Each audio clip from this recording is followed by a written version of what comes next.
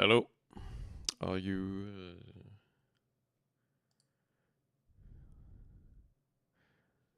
right? You're a person from Discord.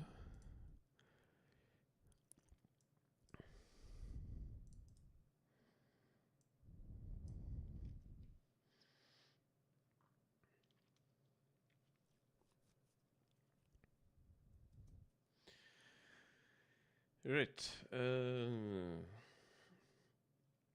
Yeah, I just fixed a small bug before starting. Oh, is it gonna crash now?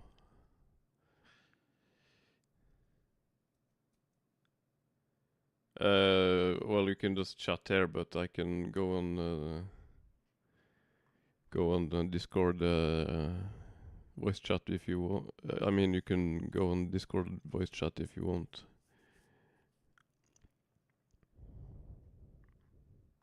If you wanna ask questions in voice as well.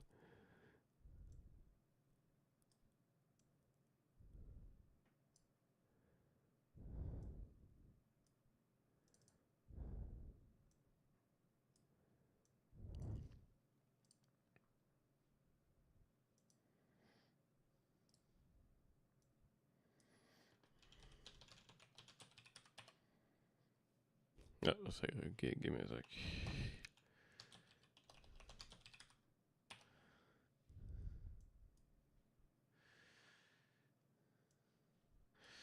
Right. Editor is still a bit unstable, but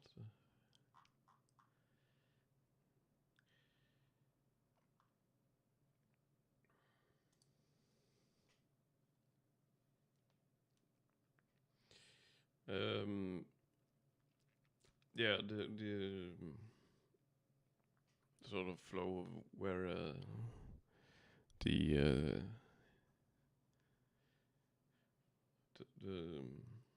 the coding image happens can maybe be a bit hard to follow if you haven't dug too deep into the code. So I can try to give a brief overview.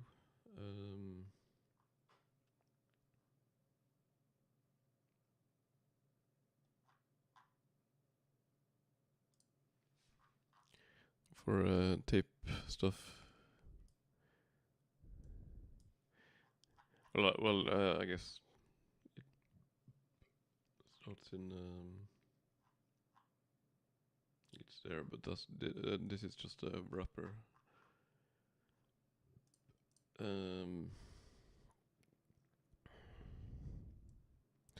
And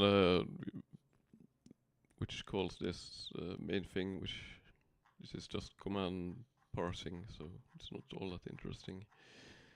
But if you need to change any, add any extra command line stuff, it's in here.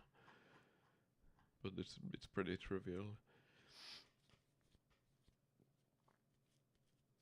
Although currently the main like loop happens in here as well.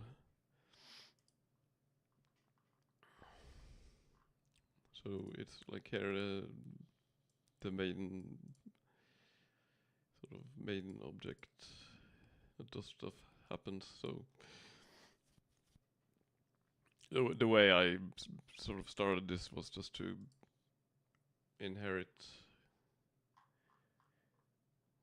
how the laser-decode was structured. So this is just built on top of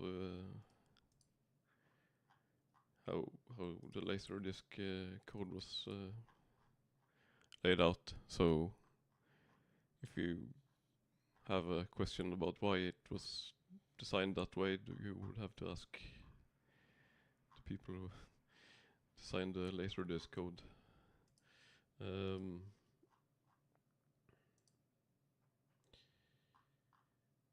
So back to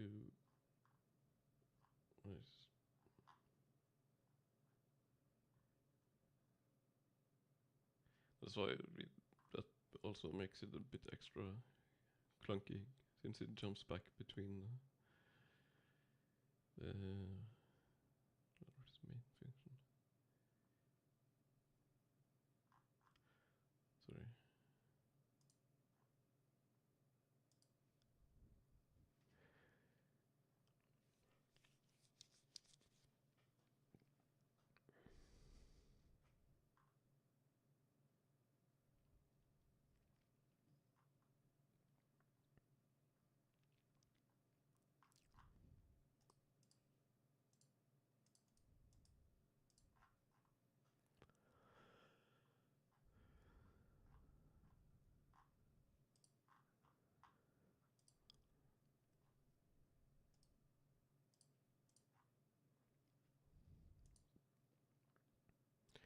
So anyway, here it's more parameter for setting up various tape formats.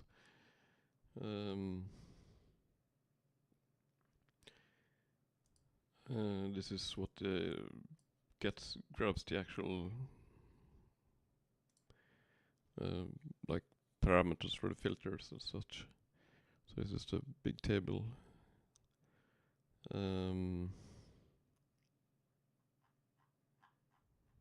There's a lot of parameters there.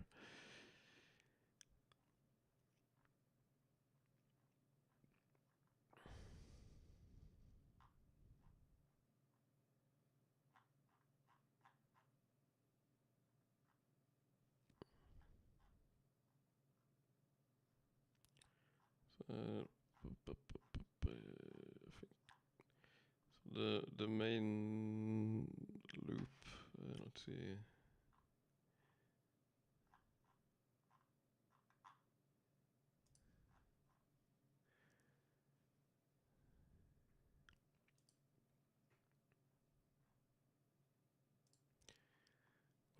What actually happens each like each field or frame is it tries to call this, which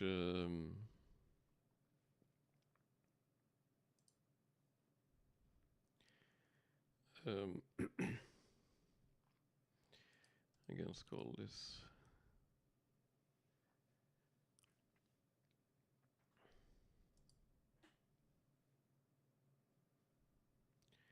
which I believe, well, this is called some init stuff, which depends on the it's in here. But yeah, this again a bit hard to follow, I think, because it jumps from there and then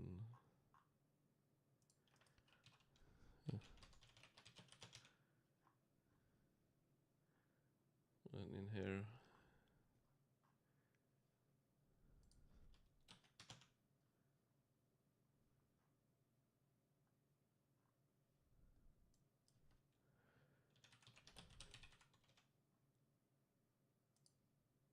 But anyway, what you end up with in the end is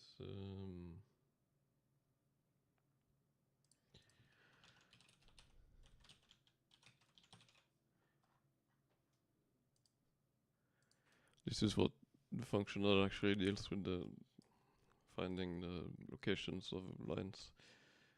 So first it looks into this separate objects that keeps some information about video levels if we have some data already, and then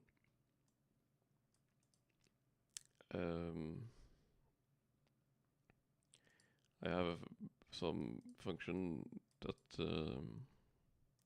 allows us to skip looking for trying to detect video levels if we have read video levels previously on the previous field to save some processing time. So if we have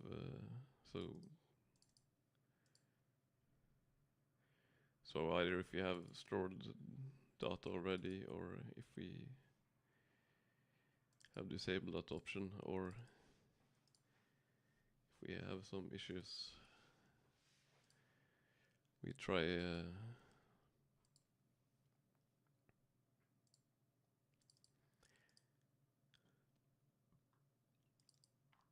finding okay, yeah, we move on there. We call this function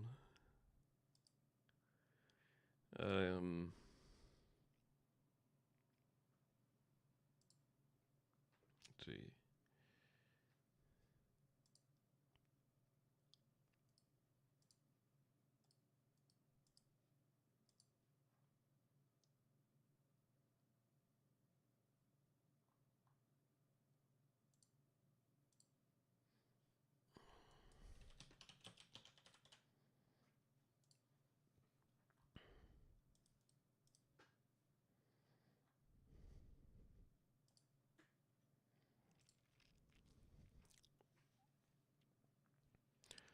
And here again, just bypassed if we already have levels. If not, there is this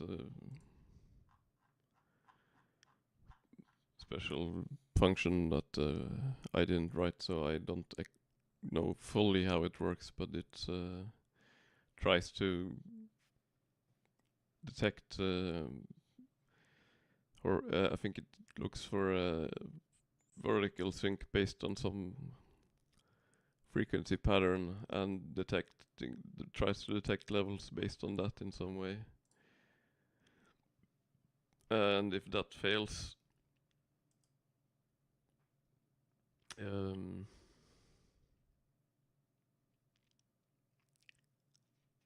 it falls back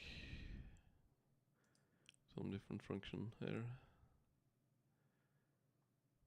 And then there are also some checks to make sure that because that function can sometimes get some false positives, and think that some VBI stuff is vsync, which can cause some issues.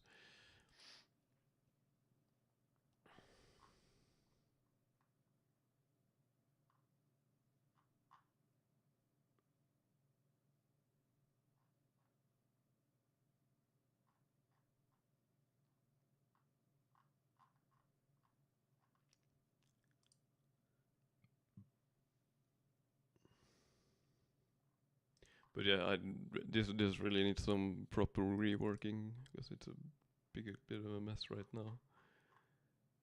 I think this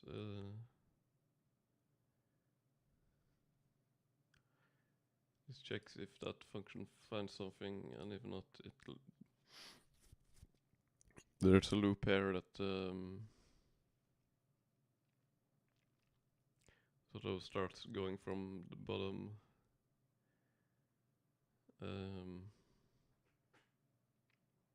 and works its way up until it finds something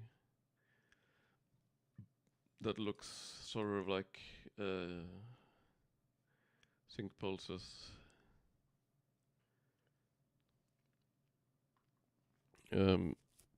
Until it works its way from the lowest, like what looks like the lowest levels it finds in the signal, until it finds something that looks like something like vertical sync signal. And if it finds something that looks vaguely like vertical sync, or like a long sync that is a non-standard vertical sync, it returns some kind of level based on that, and if not, it just returns a failure.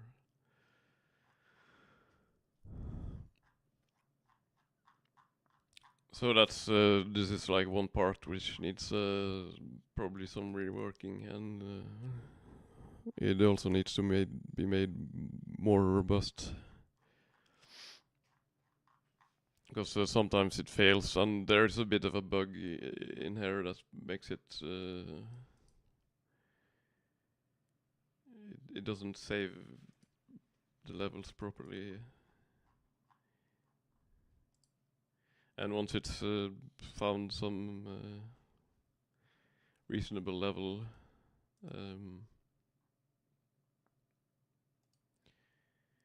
it looks for well, what is it, we're calling pulses there, like I can see.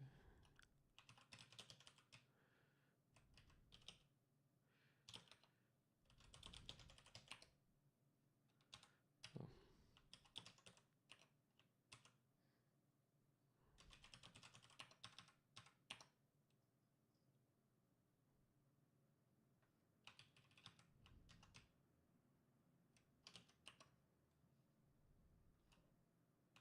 No, not this was a bad example.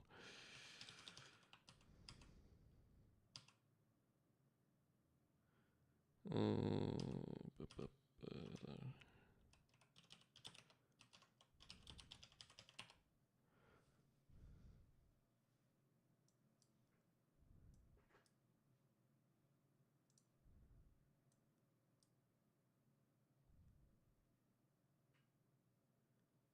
I think this is from a bit later in the code, but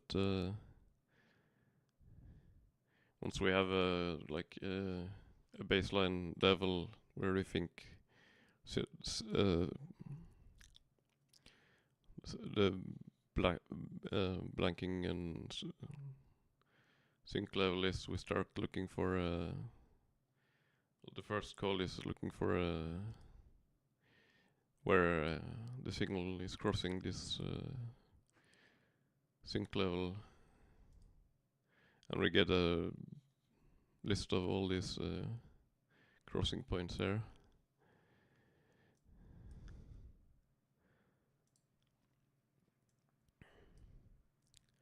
And you can see these are horizontal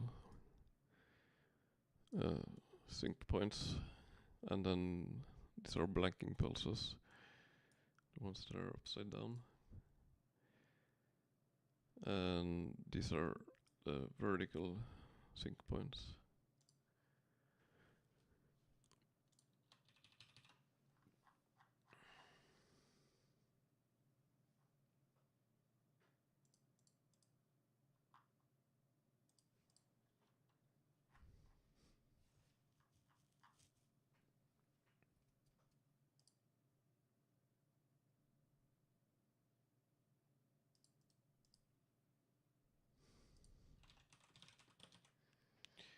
Right, so then we have this function that goes through these pulses and tries to determine whether the pulse, so that's why I added those functions.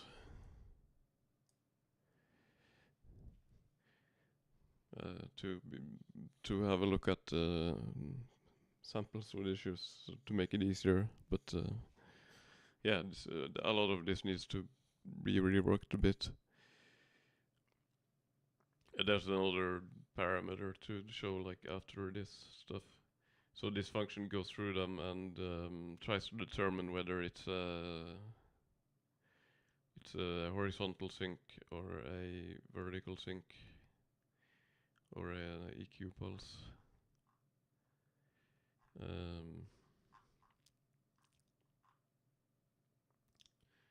Well, it's EQ1 is before vertical, EQ2 is after vertical.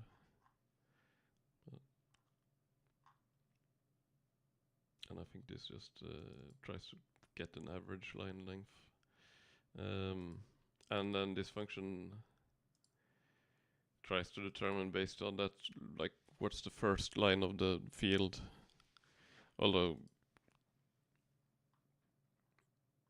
this also has I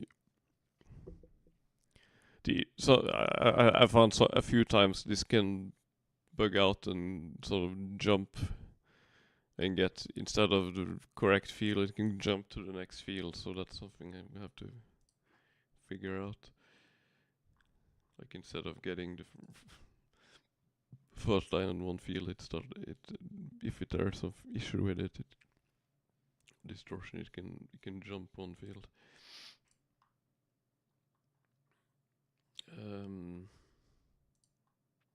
And yeah, I also, this is the, should probably just make this default now, but it's sort of, this is a function I added later to look for sort of non-standard vertical sync.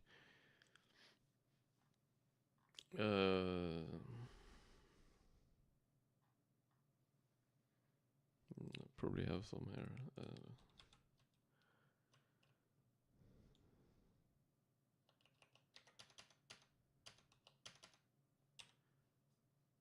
See.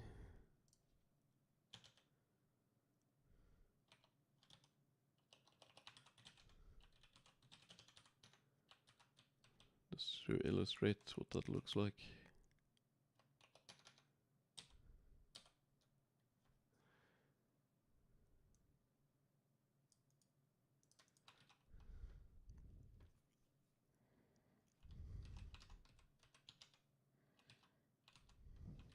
Actually, I have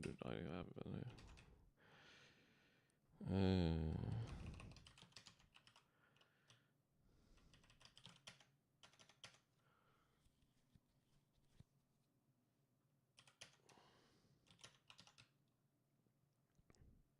don't remember if that's.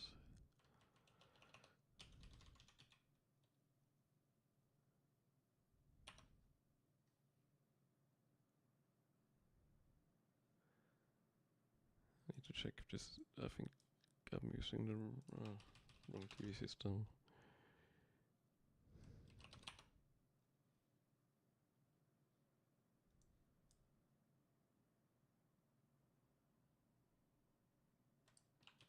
Oh, maybe it is.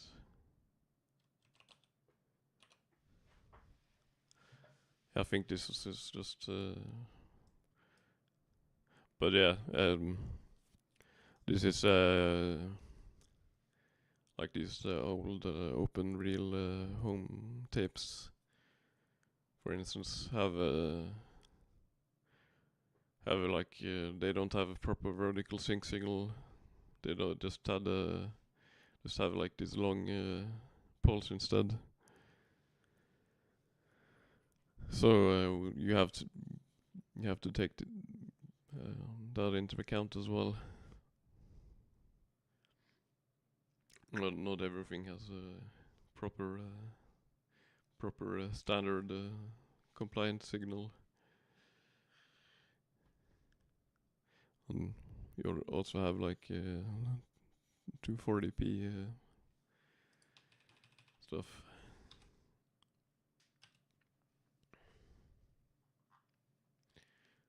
So he's just looking for like a very long sync signal instead. That's longer than normal.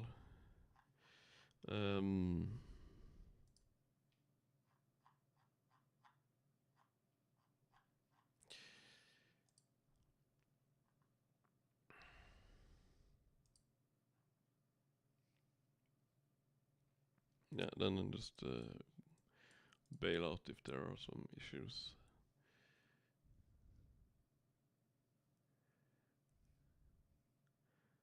And then you have the plot that I just showed.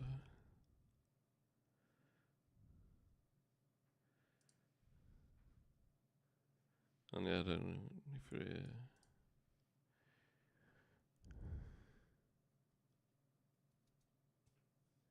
the blue line is derived from the level detect thing I showed earlier.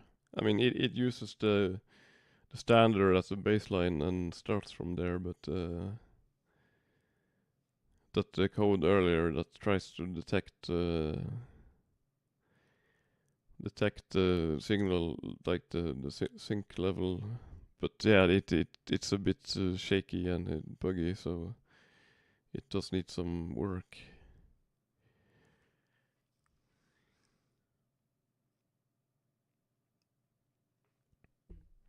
Yeah, like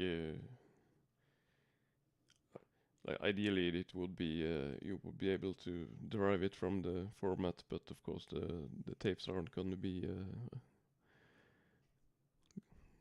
the tapes are not going to be like in spec all the time, so you can't really rely on it. Even like commercial tapes tend to be all over the place. Like especially like tapes with copy protection have like very way off levels to squeeze in the copy protection signals.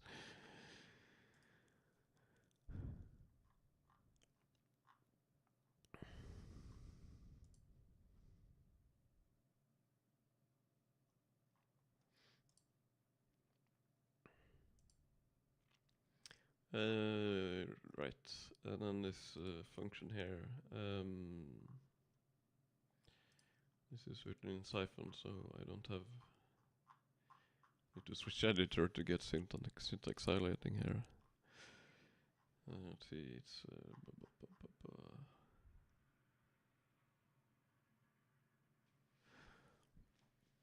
yeah. So this is this goes through those pulses then that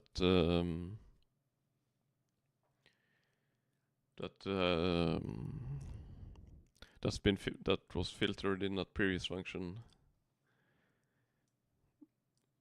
and then tries to map them based on based on what. Yeah, I mean the VCRs have a gain, like an automatic gain control function that's like really, especially on older VCRs, is like really basic. It's since it had to be cheap and just some basic components, so it would be thrown off really easily. And also, of course, if someone tried to record tapes with copy protection, that would also make the levels go all over the place. So yeah, this function goes through the list of pulses that was filtered earlier, based on which one that was detected as a line 0, and then tries to then map them to tries to sort of map them to which expected position they most closely align with.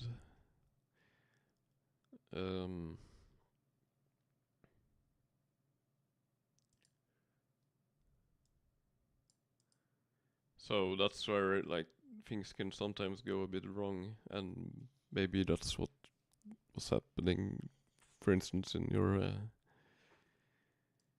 thing. If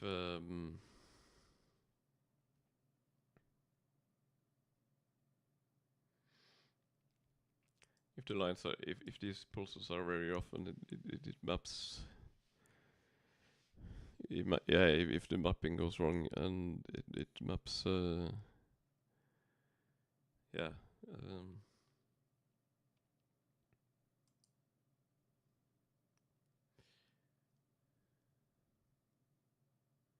So we might need a slightly different approach here. I'm not sure. Like this also was initially like written for a more laser discs where you had generally could rely on things being somewhat not too off. But I don't know if this is really the ideal approach for tapes. So you might need some extra logic here.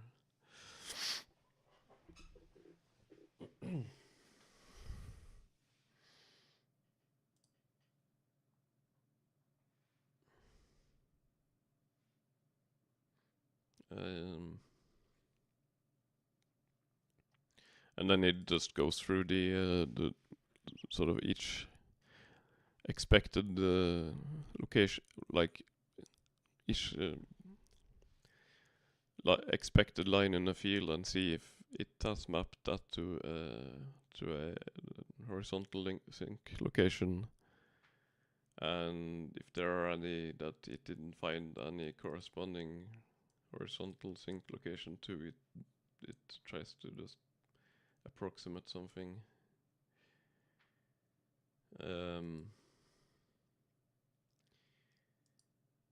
And when it's done that, that's basically like the idea.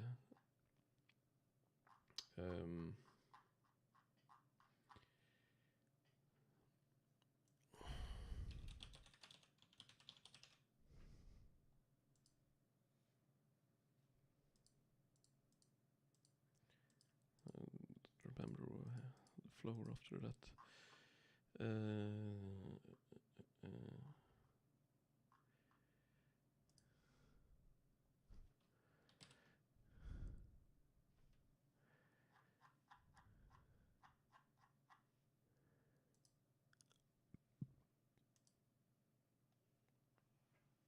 Yeah, and then there are some I think it's a bit different in the tape thing. Let's see, process.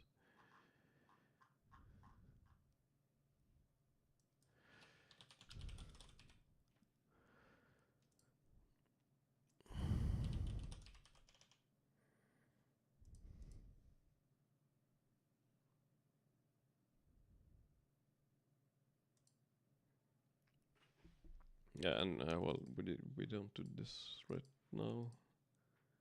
On the laser disc, let's see, the PAL laser discs has this pilot tone. So on the laser disc code, there's some extra code to try to refine the position of the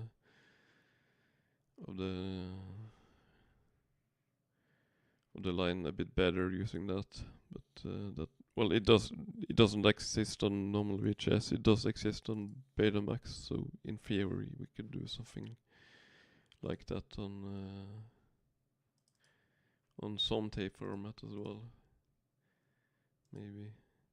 And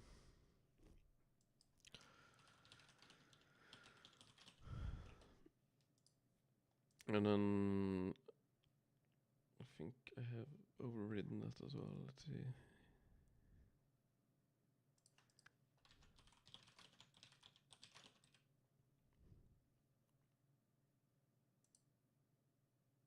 Yeah.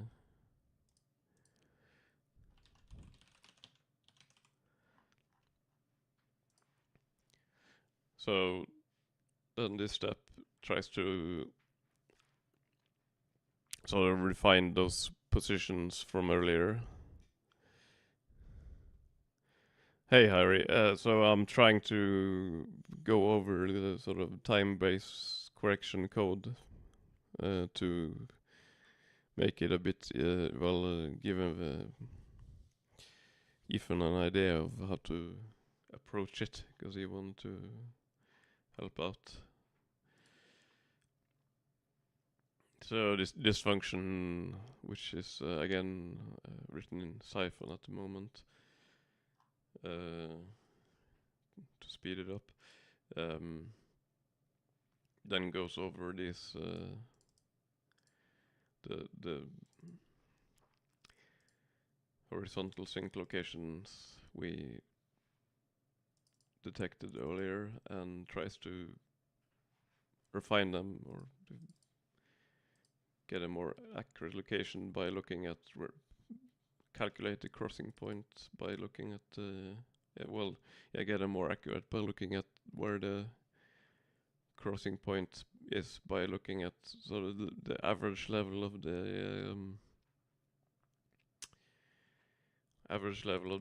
horizontal sync and average level of the back porch, which tends to help help make it a bit more accurate. So if you use that, it tends to reduce jitter a little bit. And also if you drew it on the right side of the, let's see.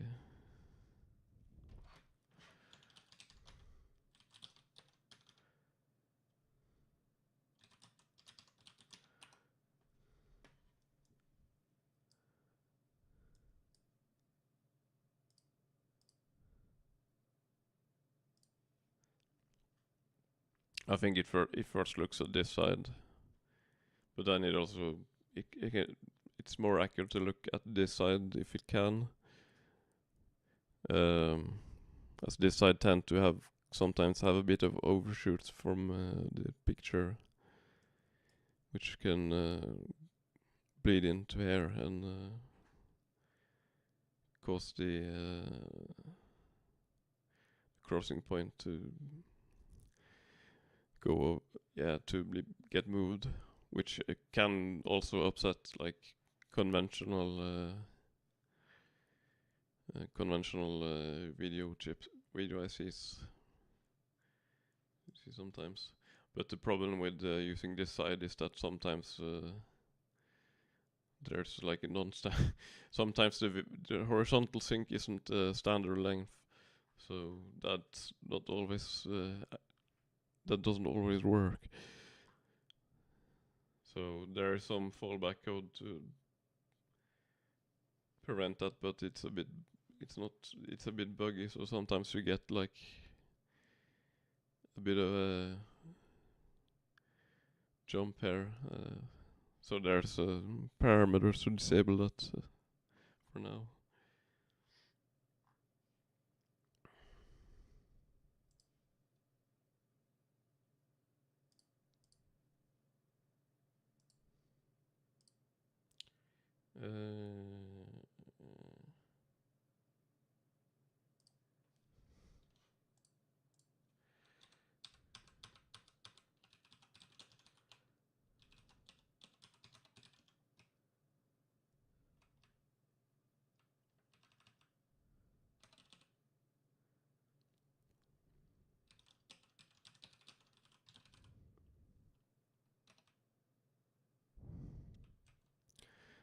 The DRH parameter disables that very last bit. This bit.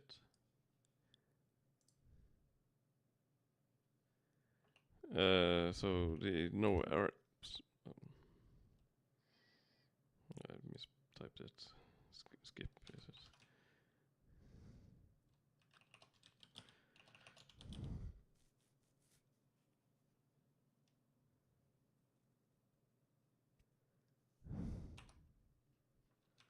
Ah.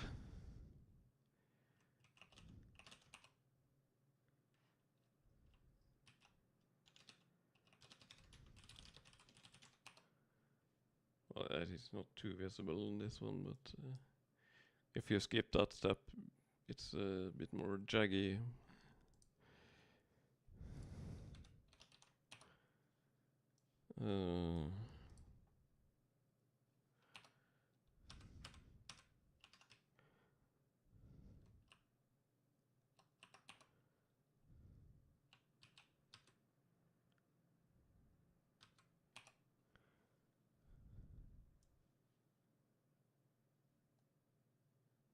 I don't know if it's all that visible on this example,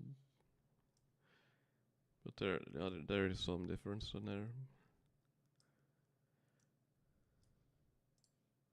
If you disable refining the horizontal sync, you can see it's a bit more jaggy if you turn it off. But this is a commercial tape, so there's not a big difference.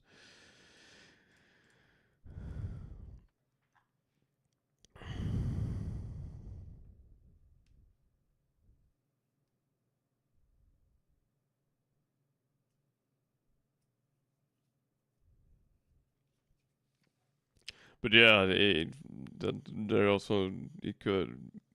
probably needs could use some more tweaking and and work to work better. So yeah, the problems like the using the right side of the image tends to give better results, but yeah, as I said, the problem is the horizontal sync isn't always standard width, and it can so you can get problems with it changing position and not always working as intended. And in worst case, you could end up with it like going back and forth, I guess. Um,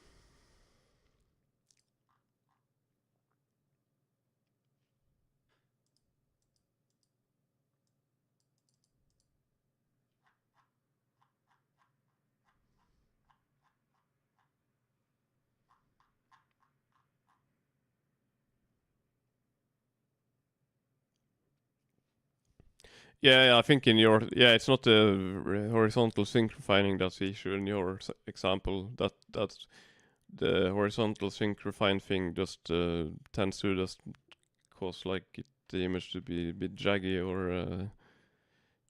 or like some lines to be offset a bit. I think it in your case it's more earlier in the process. Some lines get skipped or something. Like that issue happens more if the I think if the tape runs a bit slow or similar, because then that code that maps the code that maps the positions to the expected positions. The code that maps the horizontal syncs to expected positions doesn't work too well if those are too off, and it like you end up with it skipping horizontal syncs. Well, it's a bit hard to explain, but I've seen that sort of error if you try to decode something with wrong sample rate, you get that sort of error.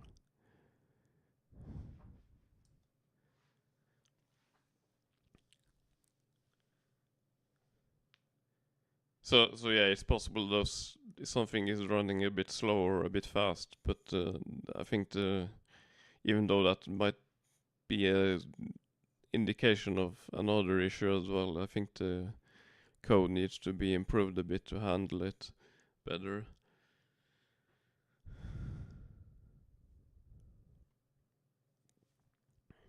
I don't know if maybe I can make it like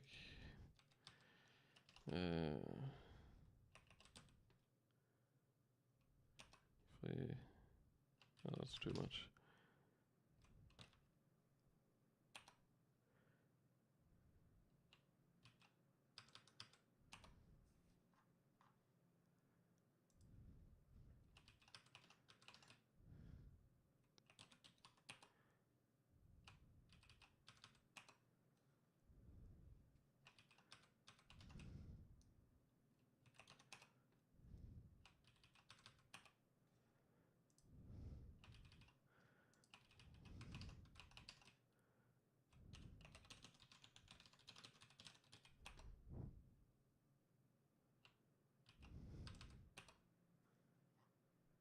No, that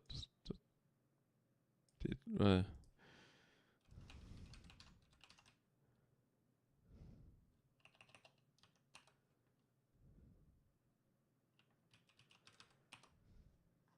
Well, well, that just completely broke it.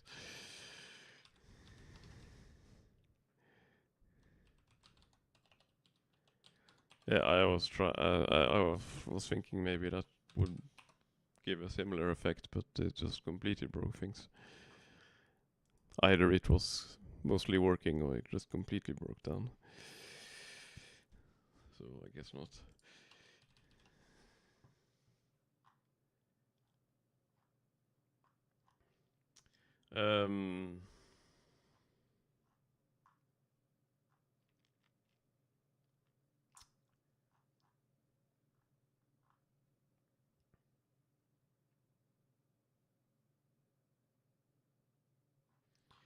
And then it's just the final step.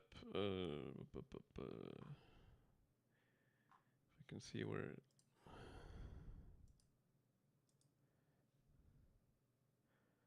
I think that's just computing some error and parameters.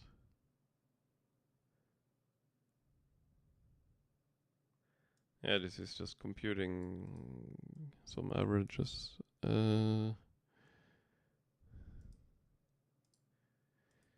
Let's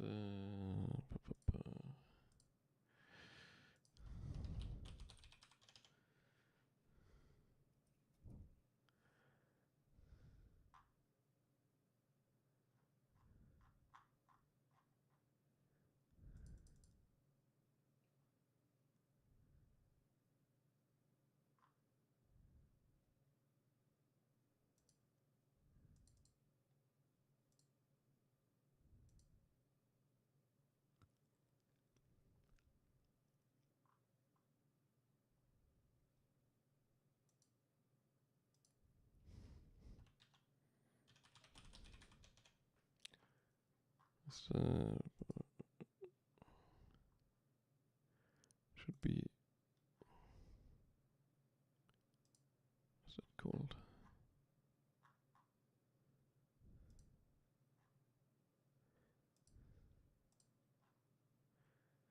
I can't find it right now, but there.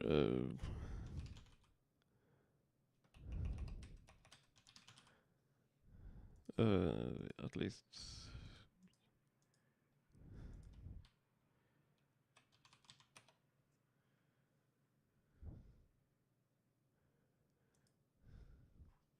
At least there it goes through something at least, and then it gets to this function which does the actual like scaling part. Although that might be. It's not. It just uses all those points we calculated and like rescales the demodulated, well, both the luma and chroma parts, and in case of laser discs, also audio, I think. But it uses that to then scale from the raw signal based on those points, so you get the actual like TBC effect. So I think maybe in theory one improvement you could do here is I don't know how to explain it well, but instead of like sort of linearly scale, you could do some kind of, I don't know, Bezier curve or something between the points to so you get sort of a non-linear, more I don't know how to correctly explain it, but to have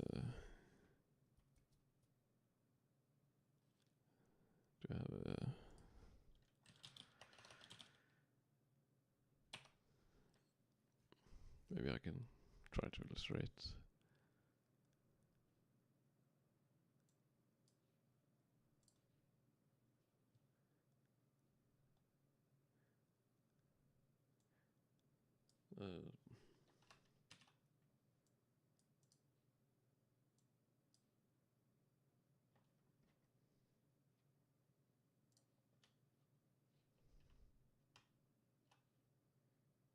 I don't remember the shortcuts for this stuff.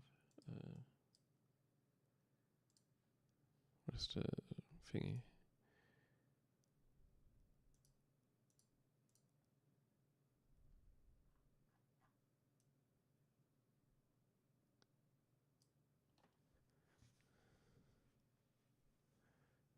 Maybe. I'm not talking about that. I mean,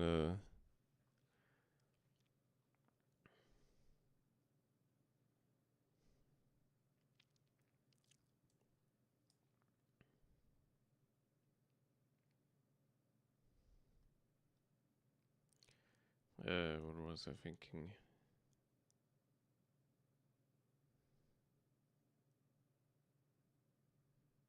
Like instead of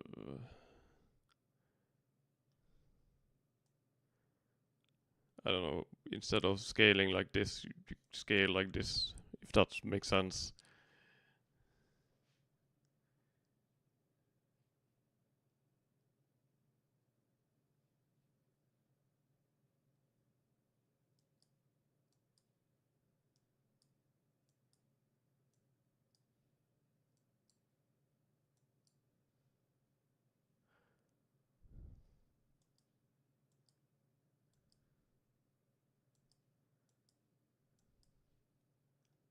Well, it might be a bit tricky to implement.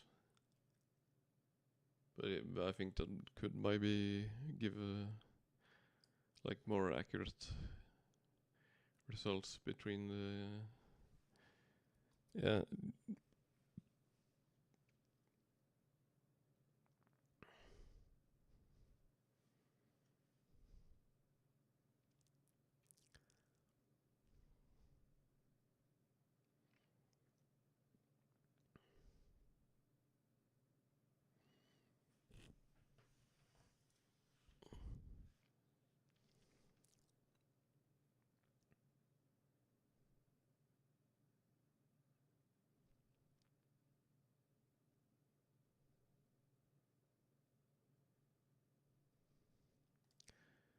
Like we have a signal from here to here, and which it's supposed to be like that, and it's like say stretch like this. Um, so right now we're just like stretching this part with x and this part linearly with some same amount, but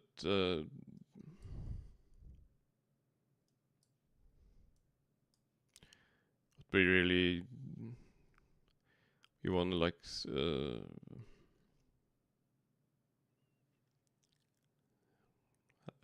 what would be like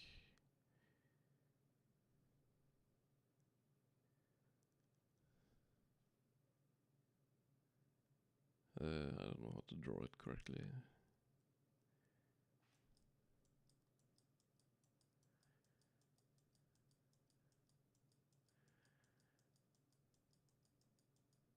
Ah, that's not correct.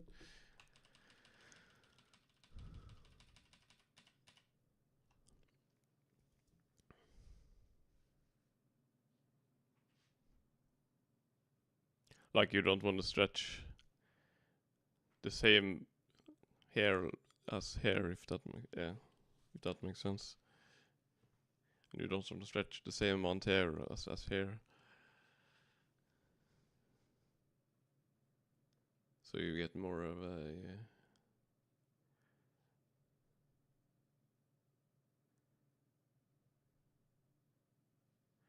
I don't know which would be correct, but yeah, to get it back to the correct like signal. Yeah, I'm not good at illustrating it, but probably someone else could illustrate it much better.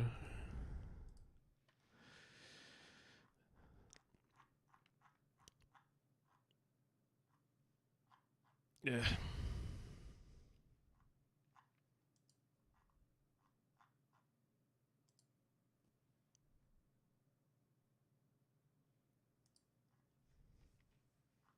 But that's something for the future, I guess.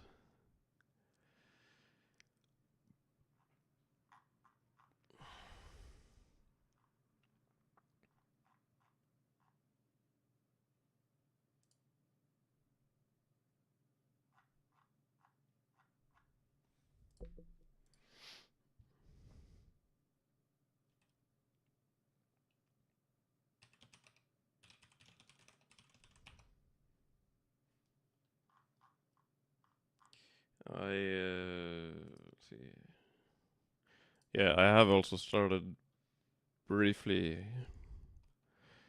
on porting a few things to Rust instead of Python to speed up things. I think I need to just merge the last bits.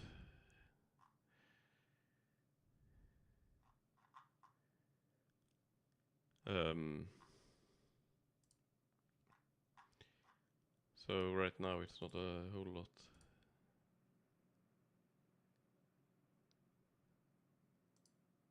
I might need to just restart the editor now.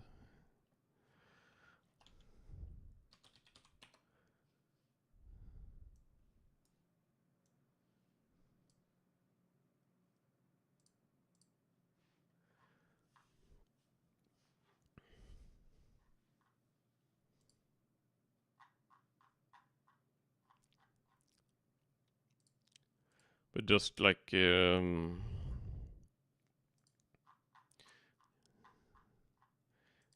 this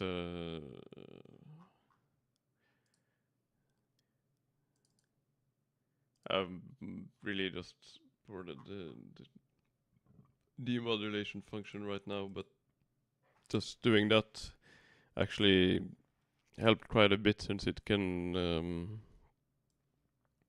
run fully threaded now.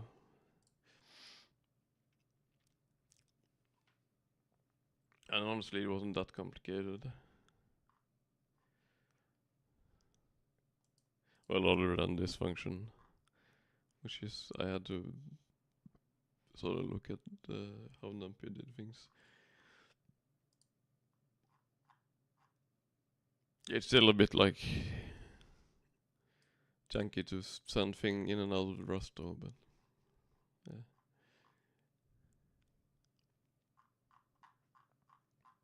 But once more and more stuff is moved over to more and more code is moved over to Rust, it would probably be easier.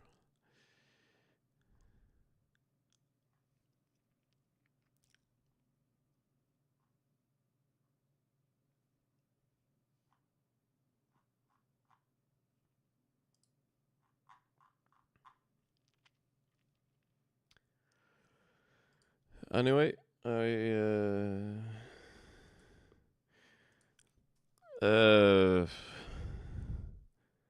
don't think I've had I don't think I have a benchmark of that specific function, but it was actually it was a fair bit. It was notable. I can maybe test, but I don't know if it might be a bit tricky tricky while streaming to get an idea. If I don't know if it's representative.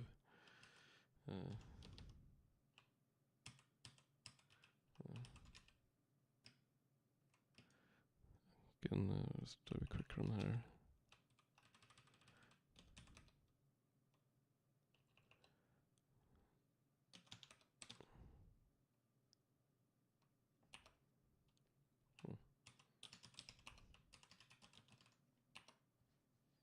Actually, I'm just gonna do it in a separate terminal just to so I don't have to restart the editor.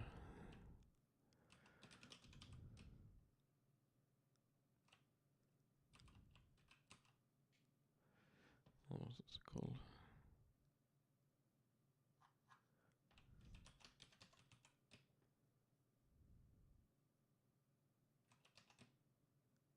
Let's see.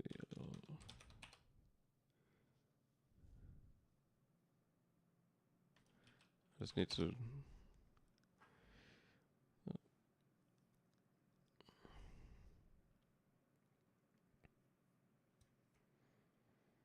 That was 5.26 with the Rust branch.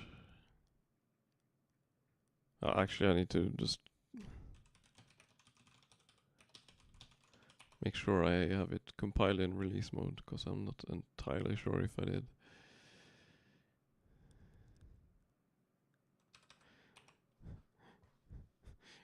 I was wondering why I was testing when I was working on it. I was wondering why it was so slow, and then I realized it wasn't compiled in release mode.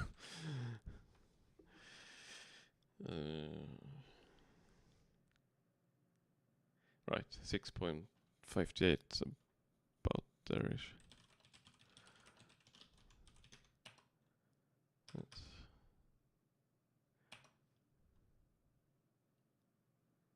need to run it twice just so the number of stuff.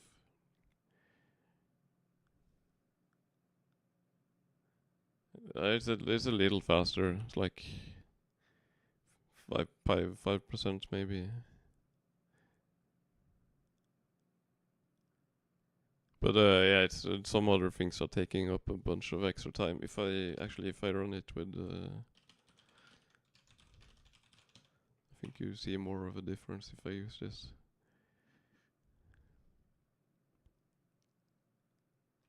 I thought that would.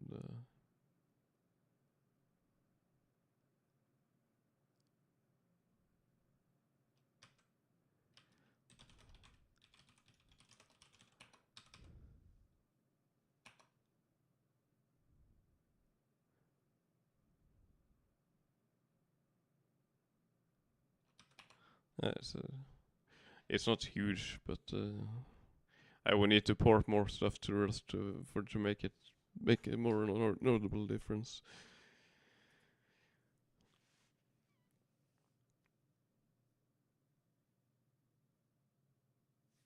I'm not sure how what's it's like 6.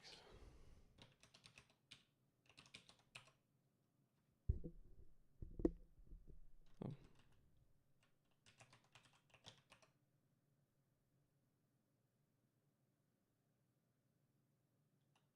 Yeah.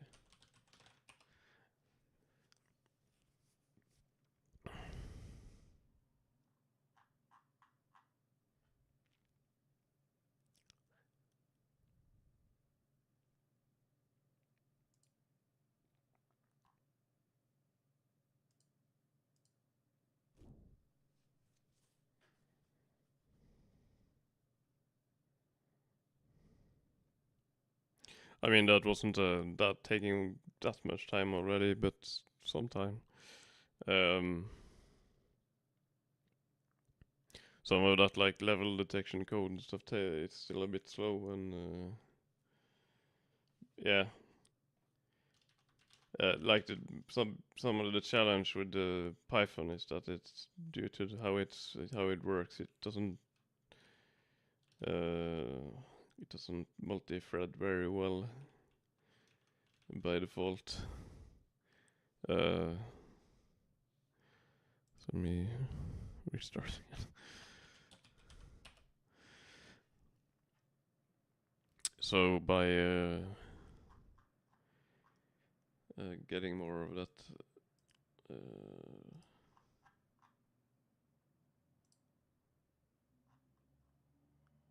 no, it's in here.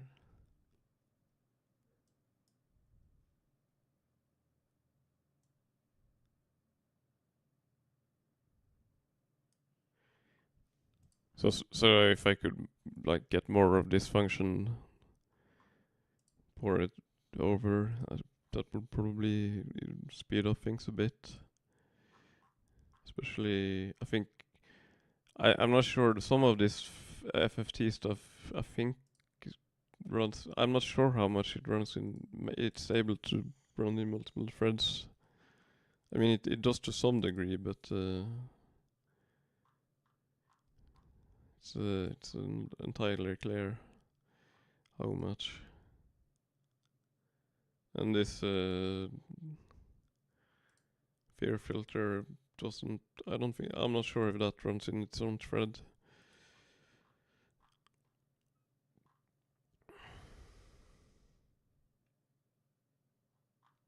And there are some other bits that like this.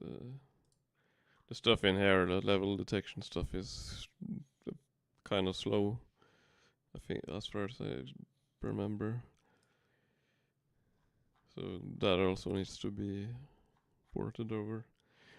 Also, just that there seems to be more people interested in working with Rust and C++ than with Python. So that's another motivation for porting stuff. Anyway, I think I'm gonna stop for now. So thanks for coming. I hope this was helpful. So feel free to ask if there's any more